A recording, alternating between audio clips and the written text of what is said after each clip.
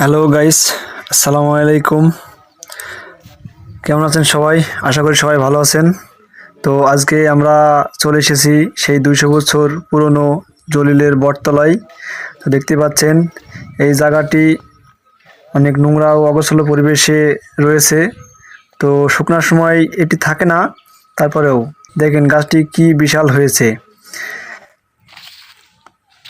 তো এখন আমরা এর ভিতরে প্রবেশ করব, মসজিদটির ভিতরে প্রবেশ করব। আপনারা দেখতে পাচ্ছেন এর গায়ে অনেক নাম খোদাই করা আছে। মূলত এগুলো অনেক ছেলেপেলে এসে এখানে লিখে যায়। তো গাইস, আপনারা দেখতে পাচ্ছেন যে মসজিদটি ভেঙে ভেঙে পড়তেছে। এর অবস্থা অনেক খারাপ। শোনা যায় গাছটির থেকেও মসজিদটির বয়স বেশি।